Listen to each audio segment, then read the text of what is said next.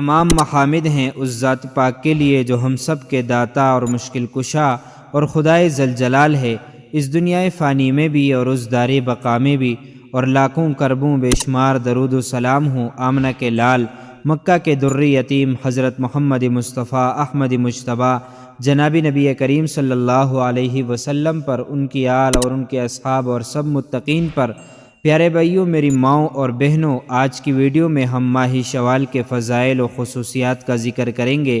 Video بہت ہی لازمی ہے، اس لیے ویڈیو کو آخر تک ضرور دیکھیں اور اپنے پیاروں کے ساتھ بھی شیئر کیجیے۔ ویڈیو شروع کرنے سے پہلے آپ سے چھوٹی سی درخواست ہے کہ ویڈیو کو لائک شیئر کیجیے، کمنٹ میں اپنی رائے کا اظہار کیجیے، اور اگر چینل پر پہلی بار حاضری ہوئی ہے تو چینل کو سبسکرائب کر کے بیل کے آئیکن پر کلک کریں۔ محترم ناظرین، محترم سال کے 10ویں مہینے کا نام شوال المکرم ہے۔ اس کی وجہ تسمیہ یہ ہے کہ یہ شول سے ماخوذ ہے، جس کا معنی اونٹنی کا دم اٹھانا یعنی سفر اختیار کرنا ہے۔ اس مہینے میں عرب لوگ سیر و سیاحت، شکار کھیلنے کے لیے اپنے گھروں سے باہر چلے جاتے تھے، اس لیے اس کا نام شوال رکھا گیا۔ اس مہینے کی پہلی تاریخ کو عید الفطر ہوتی ہے، جس کو یوم الرحمہ بھی کہتے ہیں، کیونکہ اس دن اللہ تعالیٰ اپنے بندوں پر رحمت فرماتا ہے، اور اسی روز اللہ تعالیٰ نے شہد کی مکھی کو شہد بنانے کا الہام کیا تھا، اور اسی دن اللہ تعالیٰ نے جنت پیدا فرمائی، اور اسی روز اللہ تبارک و تعالیٰ نے درخت طوبہ پیدا کیا، اور اسی دن کو اللہ عز و جل نے سیدنا حضرت جبرائیل علیہ السلام کو وحی کے لیے منتخب فرمایا، اور اسی دن میں فرعون کے جادوگروں نے توبہ کی تھی۔ بحوالہ فضائل ایام و شہور صفحہ نمبر 443، غنیت الطالبین صفحہ نمبر 405، مکاشفۃ القلوب صفحہ نمبر 693۔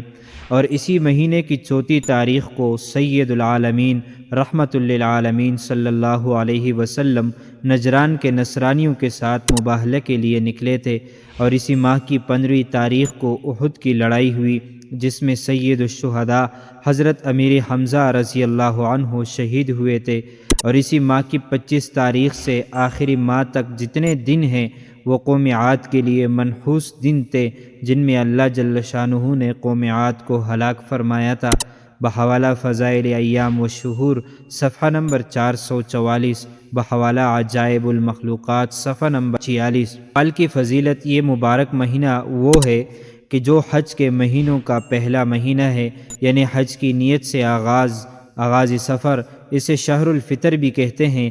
اس کی پہلی تاریخ کو عید الفطر ہوتی ہے، جس میں اللہ تعالیٰ اپنے بندوں کو بخشش کا مجدہ سناتا ہے، جیسا کہ حدیث شریف میں آیا ہے، اذا کان یوم عیدہ یعنی یوم فطرہم باہا بہم ملائکتہ فقال ما جزاء اجیر وفى عملہ قالوا ربنا جزاؤہ ان یوفى اجرہ قال ملائکتی عبیدی و امائی قضوا فریضتی علیہم ثم خرجوا یعجون الی الدعاء وعزتی وجلالی وکرم وعلوی وارتفاع مکانی لأجیبنہم فیقول ارجعوا قد غفرت لکم وبدلت لکم سیئاتکم حسنات قال فیرجعون مغفورا لہ۔ رواہ البیہقی فی شعب الایمان مشکات صفحہ نمبر 183۔ یعنی جب عید کا دن آتا ہے، یعنی عید الفطر کا دن، تو اللہ تبارک و تعالی اپنے فرشتوں سے فرماتا ہے کہ اس مزدور کی کیا مزدوری ہے جس نے اپنا کام پورا کیا ہو۔ فرشتے عرض کرتے ہیں کہ ہمارے پروردگار، اس کی جزا یہ ہے اسے پورا اجر دیا جائے۔ اللہ تبارک و تعالی فرماتا ہے، اے میرے فرشتوں، میرے بندوں اور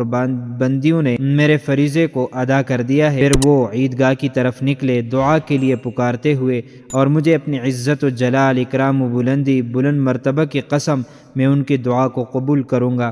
پس فرماتا ہے، میرے بندو لوٹ جاؤ، میں نے تمہیں بخش دیا اور تمہاری برائیاں نیکیوں سے بدل دیں۔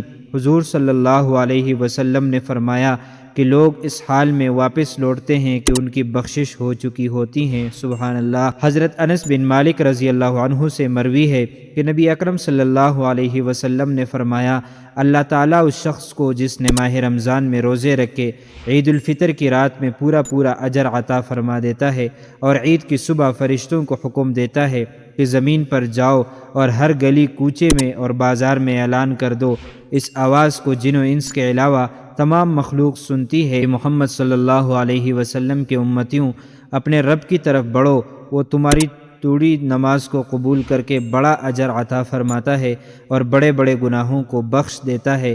پھر جب لوگ عیدگاہ روانہ ہو جاتے ہیں اور وہاں نماز سے فارغ ہو کر دعا مانگتے ہیں تو اللہ تعالیٰ اس وقت کسی دعا اور کسی حاجت کو رد نہیں فرماتا اور کسی گناہ کو بغیر معاف کیے نہیں چھوڑتا، اور لوگ اپنے گھروں کو مغفور ہو کر لوٹتے ہیں۔ عید کے دن شیطان کا رونا حضرت وہب بن منبہ رحمۃ اللہ علیہ سے مروی ہے کہ ہر عید کے دن ابلیس چلا کر روتا ہے۔ دوسرے شیاطین اس کے پاس جمع ہو جاتے ہیں اور پوچھتے ہیں، اے ہمارے سردار، آپ کیوں ناراض ہیں؟ وہ کہتا ہے، اللہ تعالیٰ نے اس دن میں حضرت محمد صلی اللہ علیہ وسلم کی امت کو معاف کر دیا، اب تم پر لازم ہے کہ انہیں شہوات و لذات میں ڈال کر غافل کر دو۔ بحوالہ مکاشفۃ القلوب۔ عید کو عید اس لیے کہا جاتا ہے کہ اللہ تعالیٰ اس دن اپنے بندوں کی طرف فرحت و شادمانی بار بار عطا کرتا ہے، یعنی عید اور عود ہم معنی ہے۔ بعض علماء کا قول ہے کہ عید کے دن اللہ کی طرف سے بندے کو منافع، احسانات، انعامات حاصل ہوتے ہیں، یعنی عید عوائد سے مشتق ہے اور عوائد کے معنی منافع کے ہیں۔ یا عید کے دن بندہ چونکہ گریہ و زاری کی طرف لوٹتا ہے اور اس کے عوض اللہ تعالیٰ بخشش و عطا کی جانب رجوع فرماتا ہے۔